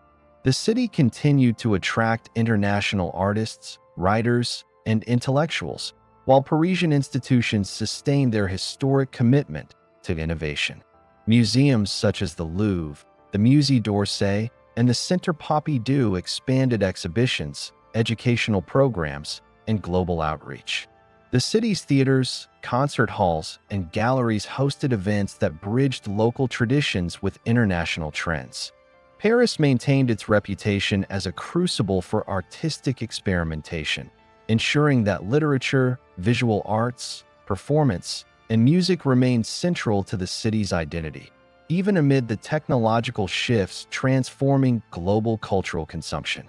The political and social landscape of Paris in the 2000s reflected the complexities of globalization and multiculturalism.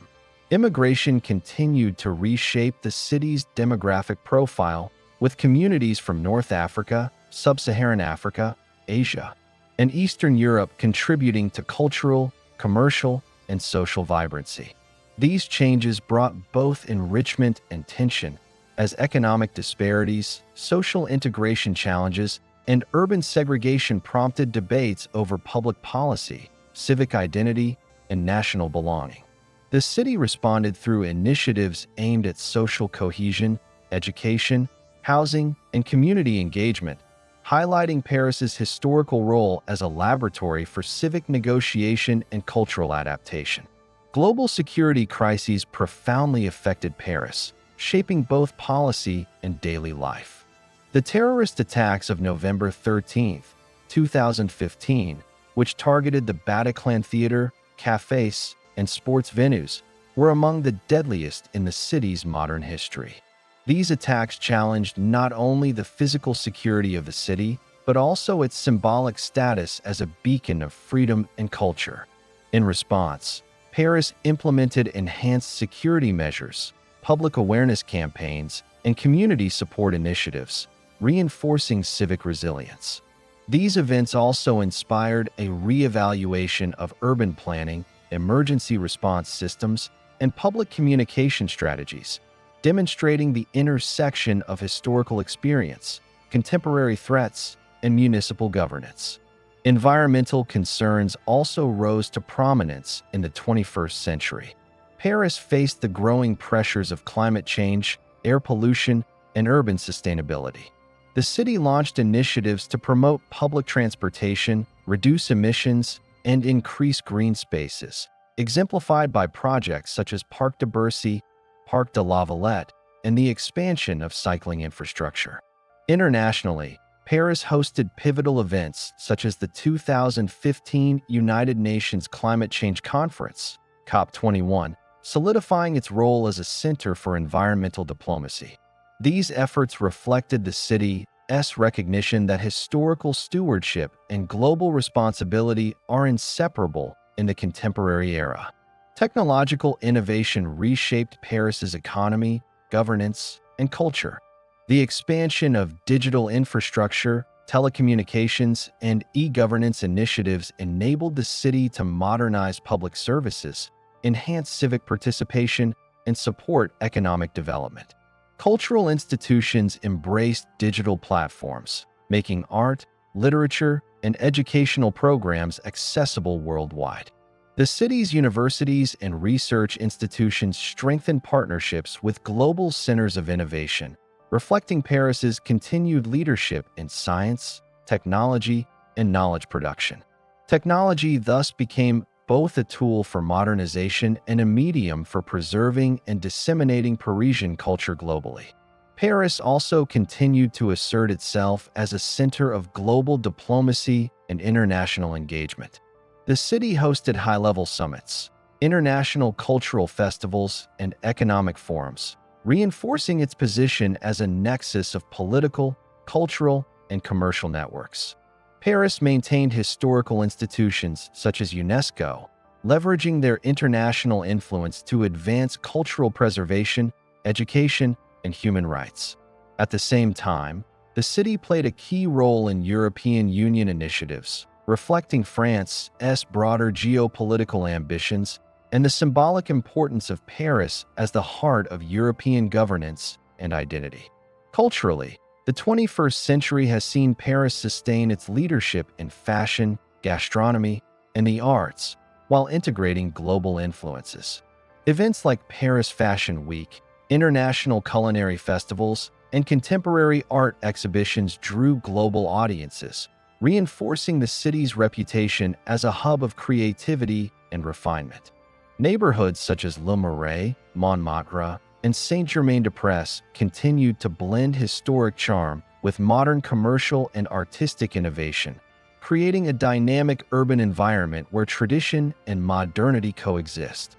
The city's capacity to integrate historic sites, contemporary architecture, and global trends reflects its enduring role as a capital of both memory and innovation. social and political movements continued to shape Paris's 21st century identity. Debates over immigration, secularism, labor rights, and environmental policy played out in the city's public spaces, echoing the activist tradition of May 1968. Protests, civic initiatives, and grassroots organizations highlighted the ongoing negotiation between state authority, civil society, and individual agency. These movements underscored Paris's historical role as a city where political, social, and cultural challenges are actively contested in public, maintaining continuity with centuries of civic engagement and urban activism. Disasters and resilience also marked this period. In April 2019, fire engulfed the roof of Notre-Dame Cathedral, one of the city's most iconic landmarks. The blaze was a profound shock to both Parisians and the global community, symbolizing the vulnerability of cultural heritage in the modern age. Yet the rapid mobilization of firefighters, government authorities, and international support illustrated the city's enduring resilience and collective commitment to preservation. Restoration efforts not only aimed to rebuild a historic monument, but also reinforced the broader principle that Paris's past and present are deeply intertwined, with historical memory serving as a foundation for contemporary civic identity. By the early 2020s, Paris had solidified its reputation as a city capable of navigating modern challenges while maintaining continuity with its historical and cultural legacy. Its streets, monuments, and institutions reflect layers of history, from the Parisii settlement on the Isle de la Cite to Roman Lutetia, medieval and Renaissance expansion, revolutionary upheavals, 19th century modernization, and the post-war era. Each layer informs the present, influencing urban planning, social policy, cultural programming, and civic life. Paris in the 21st century exemplifies a city where historical consciousness and contemporary challenges are in constant dialogue, shaping a metropolis that is globally relevant yet deeply rooted in its unique identity. In conclusion, the period from the 2000s to the present demonstrates Paris's ability to integrate history, culture, modernity, and global engagement. Terrorism, social change, technological transformation, environmental pressures, and demographic shifts have tested the city's resilience. Yet Paris continues to assert itself as a symbol of cultural endurance, civic agency, and global influence. Its institutions, architecture, and urban planning reflect centuries of accumulated knowledge and adaptation, while its people continue to navigate the complexities of a multicultural, interconnected world. Paris in the 21st century is at once a historic capital, a contemporary metropolis, and a laboratory for innovation, embodying the enduring spirit of a city that has survived conquest, revolution, occupation, and transformation for over 2 millennia.